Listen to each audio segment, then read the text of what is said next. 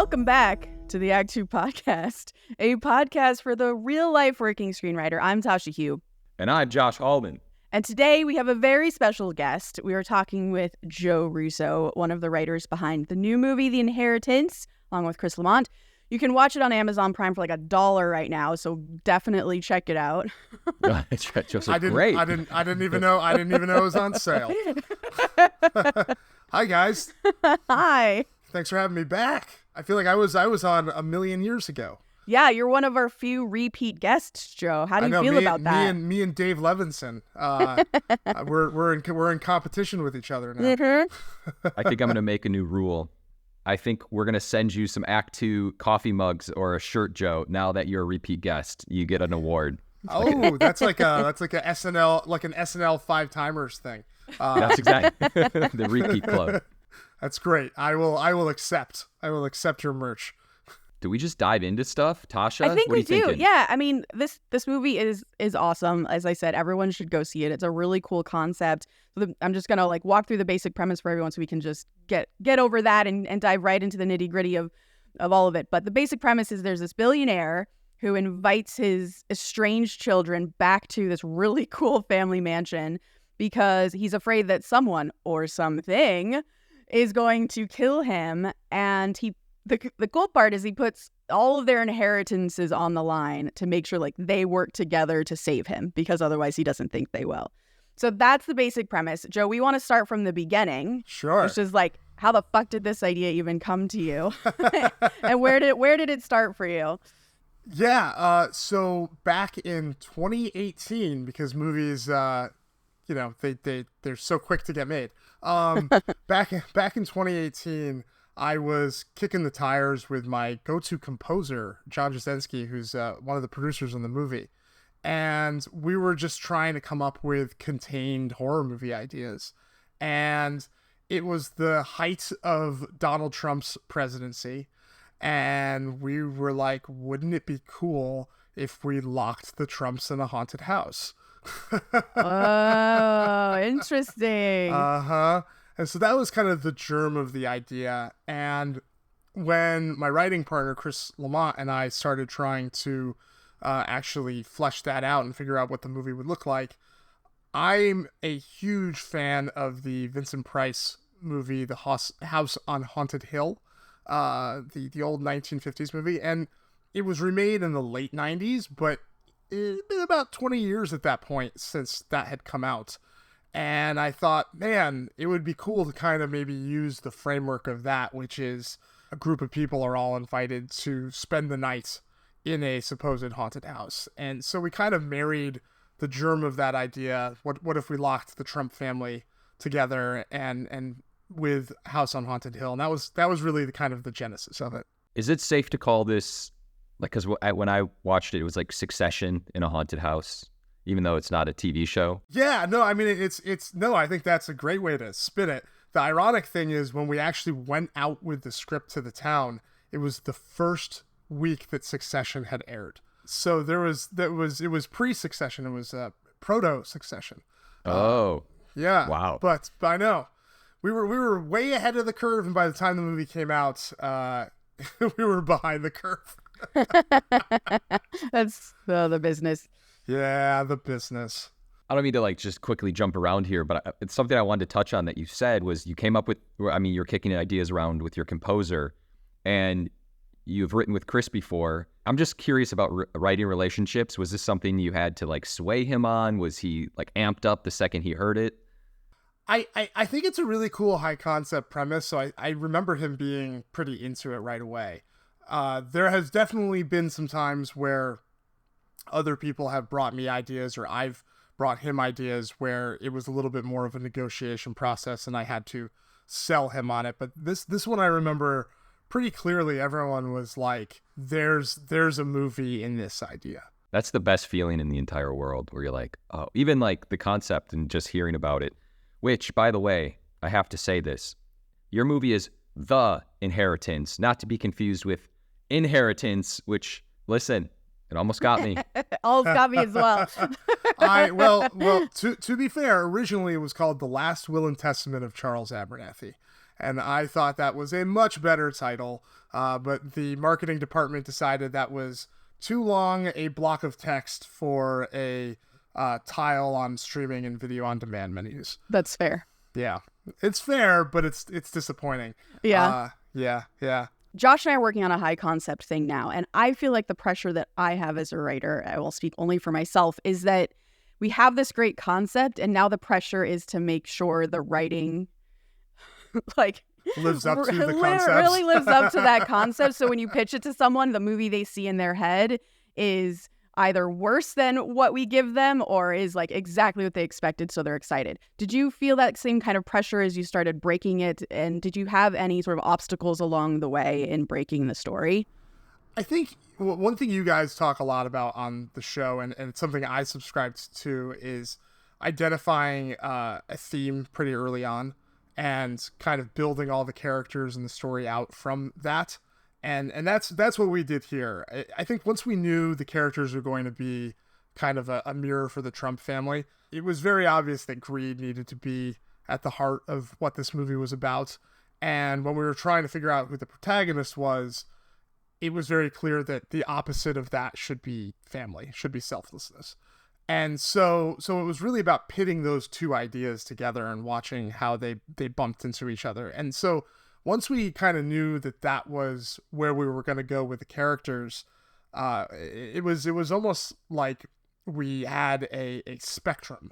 If Charles Abernathy was going to be the character that represented greed the most, and Hannah, our protagonist, was going to be the person who represented family on the other end of that spectrum, it was about figuring out where the other characters filled in from there.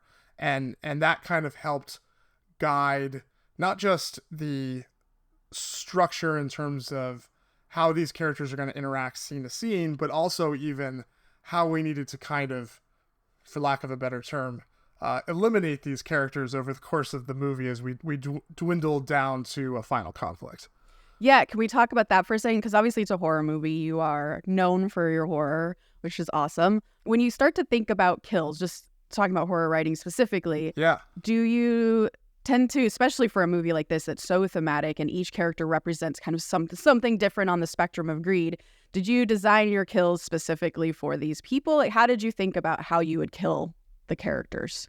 Why don't we talk about maybe the spoiler-free one, since it's in the trailer. We had Peyton List play an influencer. She's kind of the young, bubbly one. It became very clear over the course of the writing that character was probably the most expendable because she was kind of the one who was in the middle of that spectrum. She kind of waffled between both sides of the family and the greed, and if we were really going to get to the meat and potatoes of the characters who were fighting over the theme, it became clear structurally that it made sense to offer first. Now, we didn't know at the time when we were writing this that we were going to get someone as great as Peyton List to play that character, nor when they shot this movie, I think, did we realize how much her popularity on social media was going to grow over the next couple of years. So there are some very angry people who are leaving some very angry reviews that she's all over the marketing and she's out of the movie within the first 25 minutes. I think once we knew that like I said, we knew who she was and what she was going to be. She was going to be this influencer character. The idea of her going off and showing her ensemble by the pool naturally led to what could we do that could be a cool sequence to get rid of her in that environment. So it became kind of figuring out who they were and trying to build a set piece around that. I rarely start with, here's an idea for a cool scare and build out from there. I usually try to go the other way in. Yeah, that's super good advice. And also that works really well because it's so organic with what she's doing in the moment and what her job is. And yeah, it works really well. Kind of sticking on this character topic, can you discuss how you approached writing an ensemble? That is a bitch, let me tell you, especially when you have all of the characters in the same room. I think at any given moment, there's potentially 6 characters on screen at once, and that's a real challenge. So the script that we had that kind of got on the blood list that had given us, Chris and me, my start, the blood list is now a defunct screenwriting list, but at the time it was the best horror scripts of the year. Wait, it's gone? Oh yeah. Had you not heard that yet? Yeah, it was very, that's a bummer. It is a bummer. But now I feel like I'm part of this weird history of this small group of people that will never get any bigger. But that first script that we got on, that got us our agent, got us our manager, I think we covered that on the last time I was on here. It was called Soulmates. It was basically a two-hander. It was two people trapped inside this crazy online dating maze a la Saw. And so that was great because we really just got to flesh out these two characters over the course of that journey and really just focus on them. And it became kind of a splashy showpiece for the character writing. This was the opposite because there were so many characters and there was such a balance. So there was definitely when we're drafting the scene, when we're going back through it in revisions, it's like, man, did we give this character enough? Did we move these two characters' journeys along enough? Like there was definitely those conversations. And I would say maybe not always in the first draft, but as we would hone in on the subsequent drafts, we were trying to make sure that everybody had a little something, especially in those bigger beats. I think it's important that you say that because something we talk a lot about on the podcast is that not everything has to or should or will come in the first draft or even the first few. Sometimes you literally just go through and do a pass on exactly what you're saying, making sure everyone has a moment. And that's totally okay. I think it also takes the pressure off of needing to know absolutely everything on draft one. So that's a really, really cool point that you make about the process. When we're doing our rewriting, Chris and I read the script out loud. And I do think that is a huge part of our rewriting process is when you hear it and when you hear each other say it, it definitely, you start to feel the missing things. You start to, the dialogue you find ways to make the dialogue sharper and where there's like a sour note. So I definitely think that is a great way to help target because you'll get through a scene, you'd be like, oh man, I just realized that, Drew never said anything. We got to go back and make sure Drew had something to say. And that I think that definitely rings better when you're not just honed in and reading a piece of paper, when you're actually trying to put it on its feet a little bit. Yeah, that's a great point. I'm going to ask about that. Do you guys sit in a room and like Chris takes one page, you take the next? Like, how do you do that? So when we're reading through, I actually usually do the reading. I don't know why that's kind of become the default. Are you the better actor? Maybe. I was back in middle school. I was in The Wizard of Oz. So, watch out. Hey, watch out. Coming from my Oscar. Anyway. Wait, who were you in The Wizard of Oz? I was Uncle Henry. Wow. Okay, just curious. Not a huge role. Yeah. Way to expose me, Josh. Oh, okay. Josh is a SAG actor. I'm not sure if you know. I did. You know what? I did know that. Everyone should know that. He's probably a better actor than me. Yeah. I don't know. So we've always worked remotely because Chris lives in Arizona. We were finding ways to work remote before the pandemic. In fact, I think we were using Zoom about a year to 2 years beforehand because he teaches screenwriting at Arizona State, and so that he has a Zoom account. So we've always been using Zoom. So when the pandemic hit, we were ready to just keep working while everyone else was trying to figure out what the hell to do. So we've always just when we read through, it used to be we'd share a screen and we'd call each other. Now they've merged those things. But yeah, I mean, we just go through it together line by line, hyphen by hyphen. Yeah. And I think that makes for ultimately a cleaner, sharper read at the end of the day. That's super cool. That's helpful. Josh, we should do that on our scripts. Yeah, we should. And I guess I can do the reading as the actor. And hey, I don't know. I might be a SAG actor here soon. Oh, that's true. Yeah. Tasha. I wonder if that means somebody's making a cameo in a TV show soon. I don't know. I don't know. You probably already have more lines than me. All it takes. Anyway, it's funny while you were saying that, I was just thinking about how when you and I work together, Tasha, I just kind of sit back and you just type And I'm like, yeah, Tasha's good. Like, it's like the default. You just lean on one person. But yeah, we should definitely do that. That sounds like a good technique. Yeah, we're stealing that. I'm going to ask another writing question. I promise we'll get into like the production and sort of that fun stuff. But Sure. When you started writing, did you know all of your act breaks first? This is my midpoint. This is my break into two. Before you started getting into like the real scene work of what you wanted your characters, how you wanted them to arc, or did you start with character first? Well, like I said, I think we started character first and just figuring out who everyone was. We were kind of forced to write a pretty detailed outline on this one. This is a very random story, but there had been someone who approached Chris and said, hey, I'm looking for contained horror. And Chris was just like, well, what if we write a treatment for this idea? And so we actually fleshed it out into a little bit of like a treatment outline format. So we had most of the major beats and turning points in this document. And it was one of those things where we sent it to this person. He read it. He never got back to us. Interesting. Really? Literally fell off the face of the planet. And we shared it with our reps, and they were like, this is your next spec. And so we did have a lot of that stuff worked out before getting into draft. I like to have at least, maybe not that detailed, but I do like to have the broad strokes, the turning points, act breaks, midpoints. I need to know what the ending is before I start writing, because otherwise I have no idea what to fill in the beginning.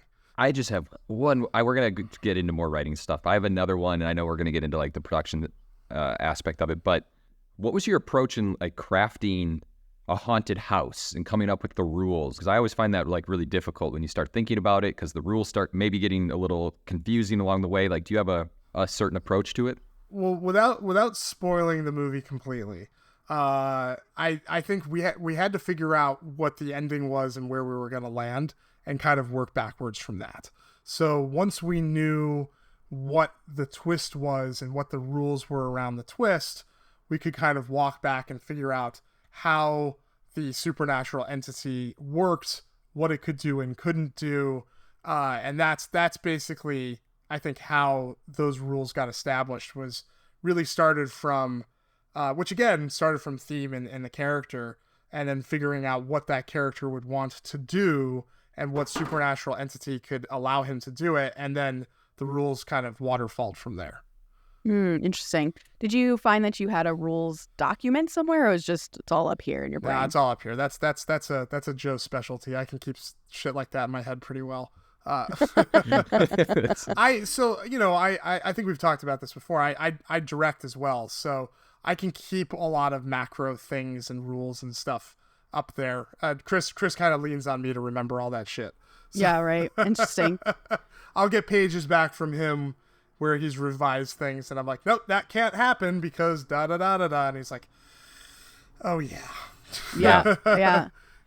Because you direct as well, and so you have that sort of visual brain, did you find, because I'll take a step back, when you watch the movie, the camera in some ways plays a character. It is giving us a POV. It's helping make the scares really work, which is what is, I feel like, the hallmark of a really good horror movie. Did you have that in your brain? Is that in the script? Like, can you talk about sort of that relationship between being a director and then writing a horror movie like this? Yeah, so when Chris and I get to writing pages, because I do have that director's mindset, and I think whenever we write something, we initially write it like, worst case, if we can't sell this as a spec and we can't get directors attached, is there a world where we can make this where I'm directing it? So we always kind of think a little bit with me directing in mind. And so when we go to draft, I tend to write the first pass on the scene where I'm kind of working out the blocking of the characters and the action and kind of the physical beats of it all. And I think that kind of helps get the scripts on that visual track. And then I'll send the pages off to Chris, and he'll rewrite on them and send them back. And then eventually we have a draft. But that's kind of the process.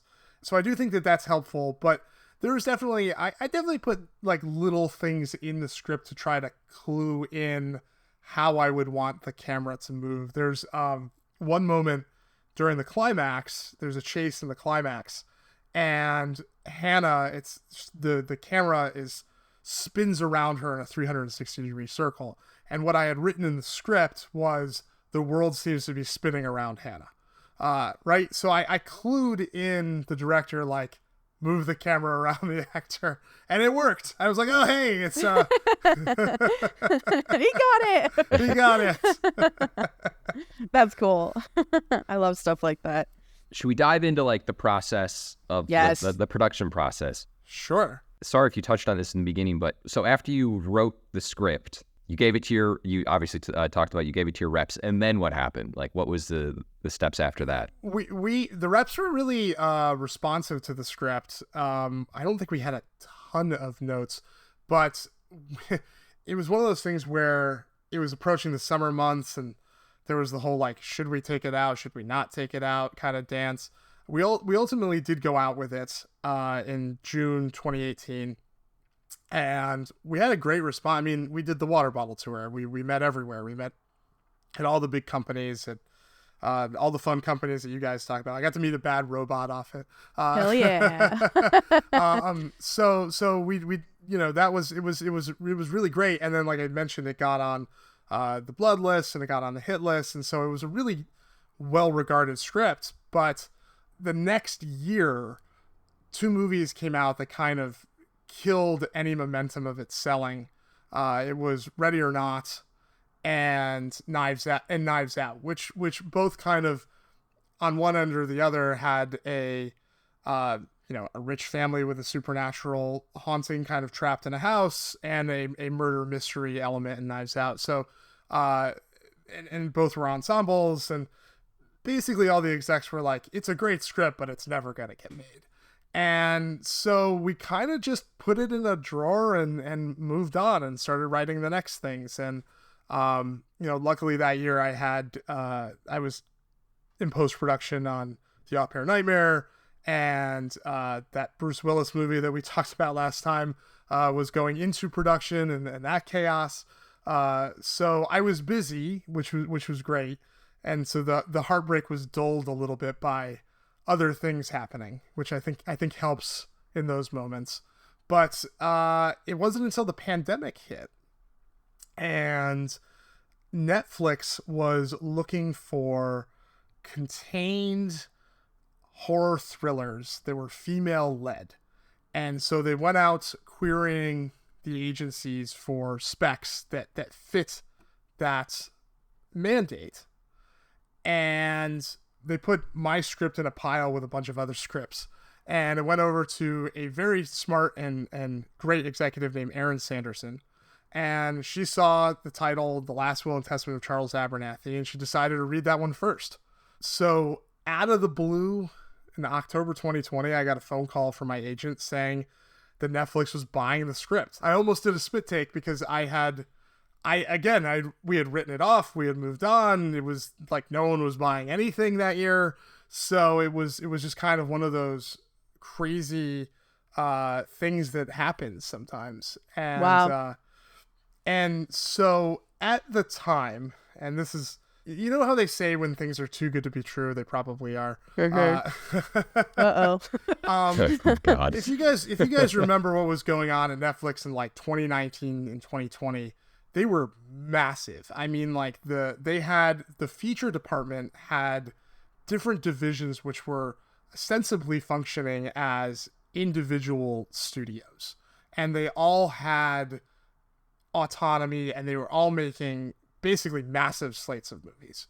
And so we were working with a division called the Independent Film Division, and they were specializing in independent film level for them, which was 10 million and under. That's funny. Independent film.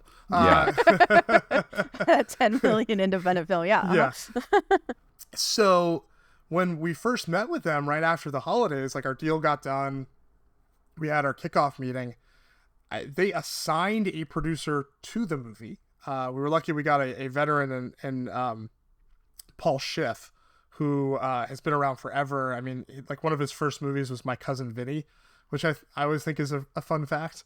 I love amazing. that movie. Yeah, I do too. And so they're like, this movie is greenlit. And we're like, but we don't have a director and we don't have cast. They were basically like, it doesn't matter because we can make whatever we want. And so it was great to go to the town and say, hey, give us your directors. We have a greenlit movie in early 2021.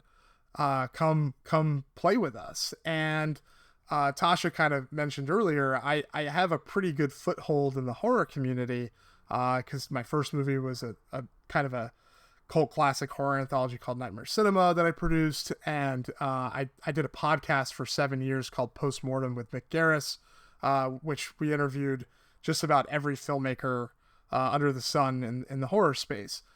So I knew a lot of these people. I knew a lot of the filmmakers. And Paul quickly realized when I got an answer out of a director that he couldn't get out of CAA that I was useful. Oh, damn.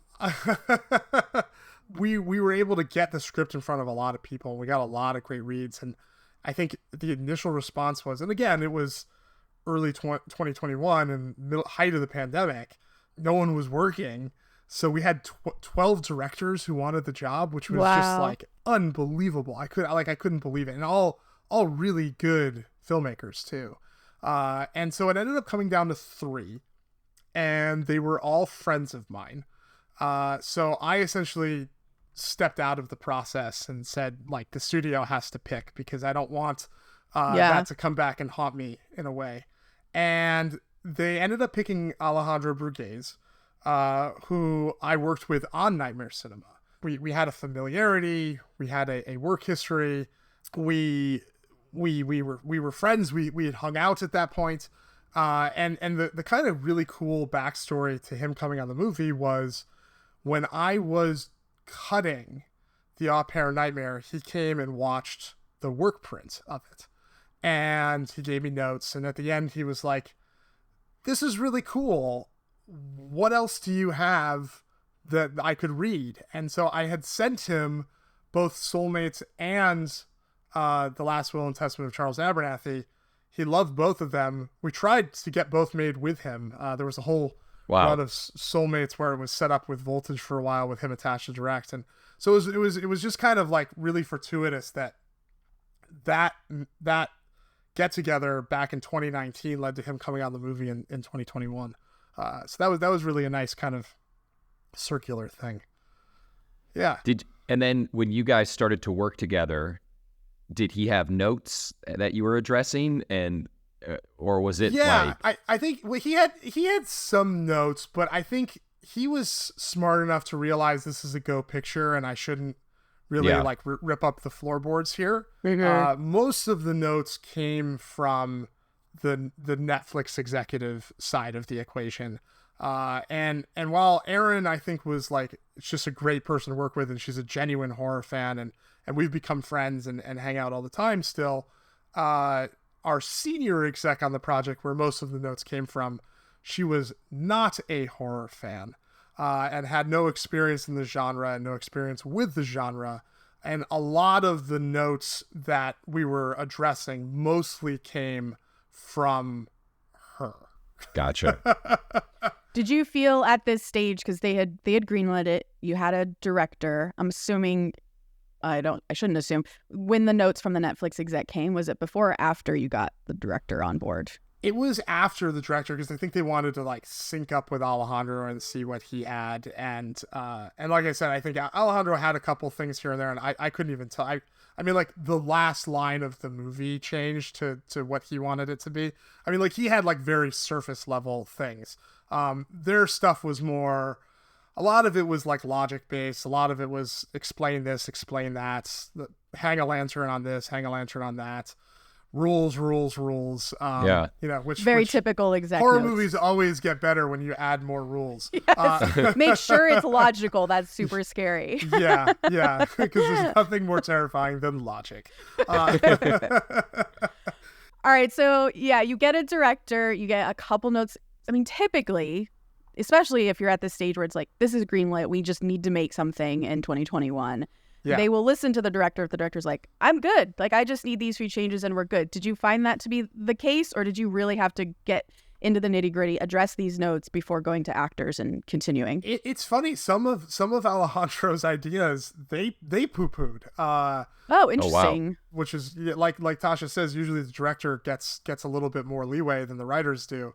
But I remember there was a very specific character change she wanted to make to the older sister, and they were just not having it. There was the division we were working with had a lot of kind of established rules and ideas about their identity, which is really funny to me because I feel like when a consumer logs on to Netflix, they don't think, oh man, I'm watching this movie from the independent division. I think they think they're watching a movie from Netflix. Yeah. And I think that was probably the biggest problem with the Netflix strategy at that time was they were operating under the impression that they could make brand specific subdivision content and the algorithm would put it in front of the people it was meant to get to. Yeah. And that was what and it subsequently has changed. It's now very much gone the more traditional route of who are your lead actors and are they bankable and will the algorithm drive people to that actor? And that doesn't surprise me. I mean, that makes more sense. I mean, that's why the Bruce Willis movie was the number 2 Netflix movie when they licensed it, because it was just Bruce Willis's face on the poster and people clicked on it. Right. So the idea that they could greenlight a movie that was not cast dependent and the algorithm would just do its thing, I think was kind of a faulty premise to start with. That's interesting. Yeah. But I will say we had the same luck in casting that we had with directors, because the actors were just sitting at home too. And when the casting call went out, and Josh, maybe you can speak to this because your wife works in that part of the business, it didn't delineate between Netflix and independent film Netflix. It just said Netflix on the casting call. So we got, and everyone was self-taping then. So we got amazing interviews from people we would never be able to afford or I said interviews, sorry, auditions, amazing auditions from actors we would never be able to afford.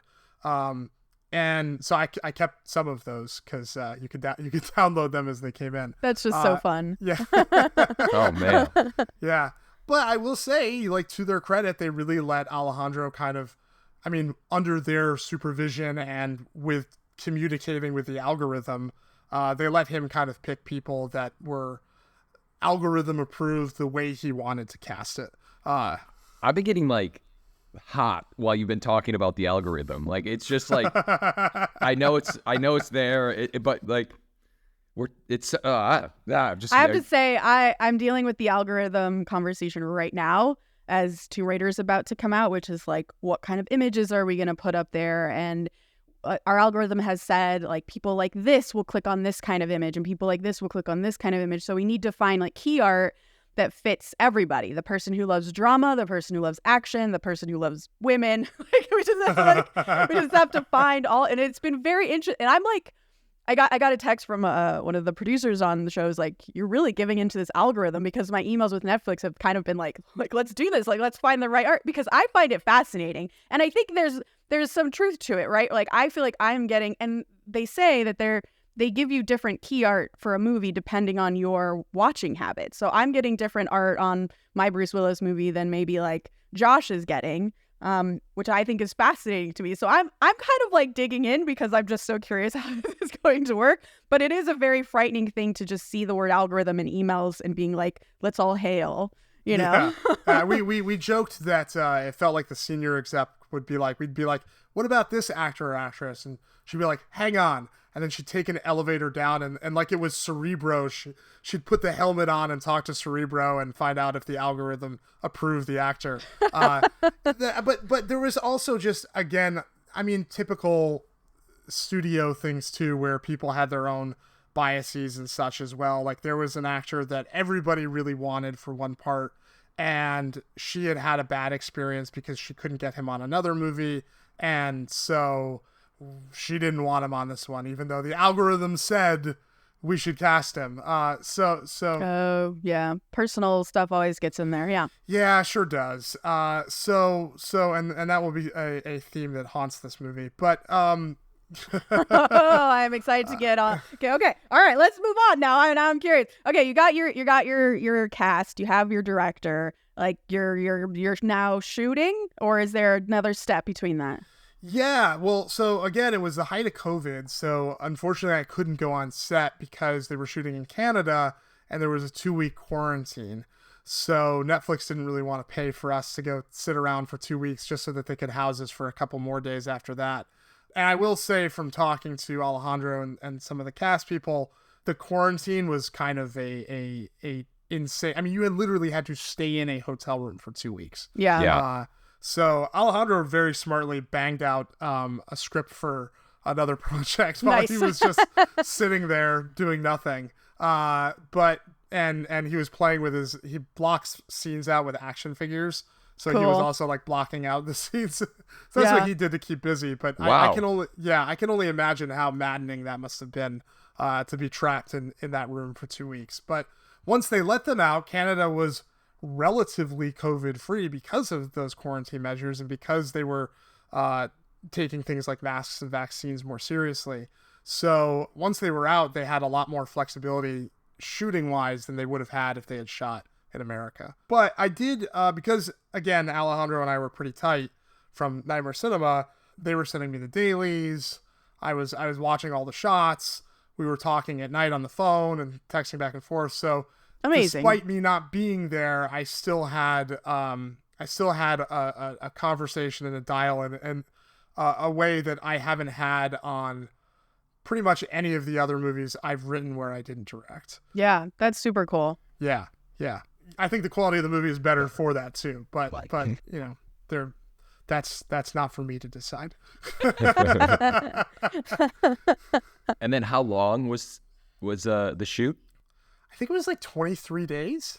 Oh, wow. So it's pretty fast. Yeah. So again, it was an independent movie in that sense, but they had a pretty healthy budget, and I know they came in on time and under budgets, and everybody was very happy about all that stuff. And yeah, so the shoot itself, I think, was relatively smooth, aside from a couple hiccups in prep. That one executive again kept rearing her head. Like they found all their locations, and she decided that they weren't gaudy enough, I guess was maybe the right word. And she was worried they weren't going to be scary enough. So 2 weeks before shooting, they had to find entirely new locations. All the prep work that Alejandro had done in terms of storyboarding basically got thrown out the window.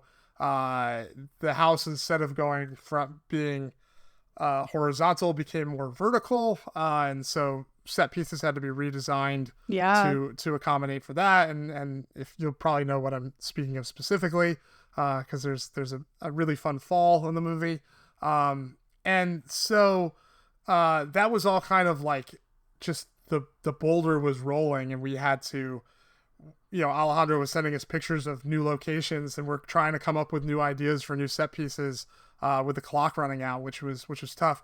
And the great irony is the house that he originally wanted to use, Mike Flanagan ended up using in the fall of the House of Usher, which is That's funny. Basically like our dark shadow on this movie. For sure. So it just spoke to, I think, the overall silliness of the initial notes, that it wouldn't have worked for a billionaire. It wouldn't have been scary. It absolutely would have been, and Mike showed us the proof was in the pudding. Yeah. I mean, well, it's so impressive to pivot like that and to do so well with the pivot. It doesn't seem like it was a hiccup at all. Yeah, well, and I think that goes to the fact that by this point, Chris and I had done a few movies, and Alejandro had directed a few movies, and like I said, Paul Schiff was kind of that 30-year veteran guiding hand. So there was a lot of people who could deal with those pivots on the team, but I could imagine a less experienced team getting really rattled by something like that. Yeah. This is always so crazy, like the Hollywood stories, because you forget how many things happen along the way. Like I feel like people hear about it, and then once you're in the middle of it, like even from scripts to pre-production to production to post-production, like I'm sure it's just crazy how many things can go wrong, and people just adapt, pivot, like you said. I love stories like this, but it's not in the time, but like afterwards. This is like my favorite thing. Yeah, no, when you're going through it, it's a little maddening, and but it is kind of a miracle when you get on the other side of it, and it somehow worked out. Yeah. Can you speak to now getting on the other side of it? Once it was done, it was shot, edited, great composer was attached, I'm assuming, and then yeah, I mean, what was like the release like, and take us through all that? Well, as Tasha mentioned at the beginning of the movie, it's available on video on demand and not on Netflix. So what happened? That has definitely been a thing to talk about. I remember you guys actually mentioned it on the program when it hit the news that Netflix wasn't going to be releasing this title along with a couple others. And I remember Josh saying like, or something to the effect of like, oh great, like new ways for movies to fall apart, even when they're done. And yeah, and it's true. So a couple macro things happened basically at once. Netflix in the spring of 2022 had a massive stock drop, and it kind of became known by industry pundits as the Great Netflix Correction. And it basically was Netflix had gotten too big and the subscriber growth had essentially stalled out. And suddenly Wall Street went, oh shit, there's not unlimited growth potential on these streaming services. And so when that happened, there was massive layoffs at the company. The division that we worked for disappeared. And our senior exec was let go.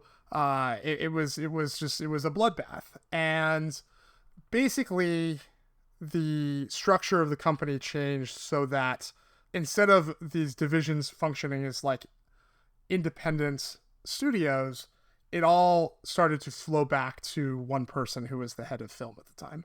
So that shift kind of put us in a weird limbo where we didn't have any champion of the movie anymore. Someone who was not involved with making the movie was now in control of our fate. And then that summer, Warner Brothers on the other side of town started this new fun thing where they write movies off for tax purposes. And that started with Batgirl and Scoob and kind of continued on with Coyote versus Acme, and has since spread to other studios where they canceled finished movies or pulled movies off of streaming and basically memory hold them. Not great. And so I think what happened was there were some conflicts with some of the personalities who were involved in the decision making, and we became a target, and we got put on the chopping block. Like some of these movies have gotten the chance to do. Coyote versus Acme is a good example. Warner Brothers let them go shop it to other studios. We were given that opportunity ourselves. Mm-hmm. And so Film Nation came on to be our sales company. They're a great company. So we were very lucky that they found a home for it. I think some things shifted last fall in 23 on the Netflix executive structure that allowed this deal to get made. But for about 10 months, we were just in limbo and we had no idea. After being on the shelf for 10 months, we were in limbo for another 10 months, waiting to hear if there could be a deal made on this movie. And it's one of the reasons I became very active in the WGA strikes. I was very annoyed at this whole process of writing finished movies off, and I was very upset with the studios and upset with Netflix. And so it was a really good time to just kind of vent my anger. Yeah, you're going through it. You're in the middle of it. Yeah. So that's kind of, I guess that's the broad strokes of what happened.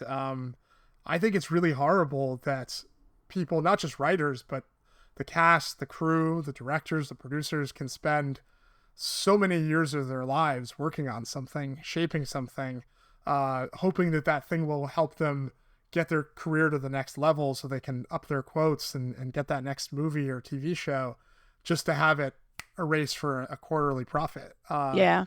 It's a very scary thing, and a weird new reality where you think you're safe once the movie gets greenlit and starts shooting. But now there's this whole new reality of, well, what if the movie doesn't please the corporate overlords for whatever weird excuse they decide to make that quarter? Mm-hmm. Did they give you any reasons why they were putting it on a shelf and it was in that list of movies they're not going to release? The official reason has to do with just the fact that division doesn't exist anymore, and the strategy that it was made under in terms of how it was cast and who it was aimed for didn't really work with the algorithm anymore. I think there are probably some other reasons beyond that that I'm actually pretty shocked no one ever really dug into, but it's all kind of conjecture, and I wouldn't feel comfortable saying that in a public forum. But I'm happy to tell you off mic. Well, it's very good of you. Yeah, at least it was a happy ending. When all It things is considered. a happy ending, but, and honestly, no, it is a happy ending. Where a lot of these movies don't have a happy ending or don't have a happy ending yet, and that's the crazy part is we tested pretty well. It wasn't like our test scores were bad or anything like that. And same with Coyote versus Acme. I hear is a great movie. And I would love to see it. So it's really strange that even if you hit the necessary scores to be considered quote unquote good. I mean, I remember they told us our test scores were the same as what it got. Oh, shit. And I'm like, that's crazy. Yeah. Point being, like, you hit these things that you think are normal industry markers for success, and they don't matter anymore. Yeah. And they're much more subject to the personalities who are looking at the bottom line. Yeah. You said you got more invested in the WGA and that whole process as you were going through this yourself. What do you know what answers the WGA has for things like this? Are they still thinking about it? Is there going to be something coming forward from the WGA about this? So when they asked me to be a captain during the strike, I brought this issue up, and I said, none of this is on our agenda for the negotiation. And what I was told is when they're building out their agenda for the next negotiating cycle, they're dealing with issues that basically start like the day after the contract is renewed. And so where this landed in the calendar and scheme of things, when it started to become a problem, was actually too close to the strike. Like, it felt like Batwoman or Batgirl was going to be a one-off. Mm-hmm. And it didn't start to become a problem until too close to the strike for them to really pivot on. Whereas I think AI started to become a problem really in the fall before the strikes. I think this didn't become a trend until the spring right before the strike. And so there wasn't really time to put this idea on the table. And I think the initial thought was, well, let's have lawyers try to figure out how to protect against this in the future. I think the initial idea is when you are selling a movie, a lawyer will probably now try to put in some sort of penalty into your contract if they do something like this. That seems to be, I guess, the easiest solve for now. So it's on the individual to really make sure that their contracts now it is, address it. Yeah. But I think we can all agree on this call, a finished movie is a viable product. Whether or not it performs in the marketplace, no one really knows. Bad movies perform well all the time. Good movies fail all the time. There's no one person who can say this movie is going to work or not. There's no algorithm that can fully appreciate or understand that. So the idea that they're taking finished products and not releasing them and then putting them towards a tax, relief, which is basically drawing from public money to reimburse themselves. There's something really not great about all of that I think the WGA and the government really need to probably dig into more and put up some guardrails on. So I am hopeful that it will come up in the next negotiating cycle. I'm not exactly sure what a solution looks like, but we have to do something to address this problem, because at the end of the day, it does suppress union labor. Because if my movie gets written off or held back for 10 months, we all know people are wondering, well, what's wrong with the movie? Did they fuck up? Is it bad? Is like, did the writer screw up? Did the director screw up? And that impacts our abilities to get the next job. Yeah. So I mean, look at the guys who did Batgirl. I mean, they bounced back big time with Bad Boys 4, which was great. And I watched that movie and go, how could Batgirl possibly be bad? These guys are awesome, right? So but it does create that problem where when you're going for your next job, there are labor ramifications that the studios are benefiting from and the labor are not. Yeah, absolutely. I'm going to try to wrap up in a positive note. I'm going to try to just swing in the other direction. You're talking about 20 months of just thinking everything is dead and then being in limbo. Now the movie is out. During that time and now afterwards, now that the movie's released and everyone sees how good it is, what are you working on? What have you been working on? What do you think is next? I think like a lot of people with the strike and with the streaming bubble bursting, the chips have kind of changed on the board a little bit. But I'm very lucky. I've got probably about 5 projects set up with producers, and those are keeping me busy. Some have talent attached, some I'm attached to direct. So hoping to get some of those going. I've got a couple things that I'm producing too that are set up with different companies and financiers, and we're trying to get cast for. So the future is bright in terms of the number of projects and the breadth of talent I'm working with. I think the problem continues to just be on a macro level is the marketplace ready for these things? When is the right time to take them? And so just working through those issues and how to best entice the marketplace in a downturn is the challenge I think we're all facing right now. Yeah, it's a constant battle for sure. Yeah, so I guess I turned it into a negative. Sorry. You did. I really tried there, Joe. Sorry, Tasha. No, yeah. I mean, it's just, ask me in a year. Hopefully I'll feel better. But yeah, no, I'm encouraged that, I guess having gotten a couple movies made now, I think we talked about this last time when you said like, oh, you got 1 or 2 movies done. Has it changed things for you? I would say now that I've gotten several things through, like I said, we write a spec. We took out a spec in the spring and it's set up with a producer now. So people are engaging with our material in a more serious way. But it's just about navigating, I think, the macro challenges that the industry is facing right now. So positive note is things are getting easier, at least in terms of I write something and I can find a home for it, which is great. Positive. Yeah. Positive. So I'm talking I'm not going to ask any more questions. No more. Joe, thank you so much for talking about this and like getting the backstory of it. It's really cool, especially because you watch these things and you sort of don't know the work that goes into it or any of the dangers it fell into. We might not have seen this movie, which would be terrible. So thank you so much for walking us through all of that. Thanks for having me on, guys. It's been fun to actually talk with writers about the writing process because a lot of the campaign I've done for this has been much more focused on the movie itself and not the writing, so it was great to get into that nitty-gritty. Yeah, always. All right, quote of the day. Do not be told something is impossible. There is always a way. Robert Rodriguez. Please remember to rate and subscribe. Follow us at ActTwoWriters for more awesome writing stuff. You can follow me, Tasha, at Story Thursday on Instagram or on Twitter at Tasha 3.0. I'm Joshua Hallman on Twitter, Josh Hallman on Instagram. Joe, I'm sure everyone already knows where to find you, but just in case. I am Joe Russo Tweets on Twitter and Joe Russo Graham on Instagram. That's such a good way of doing it. Yeah, I guess I didn't know. I never put that together. As always, the Act 2 podcast is a production of Act 2, a network and support group for the everyday working screenwriter. This episode was edited by Paul Lundquist.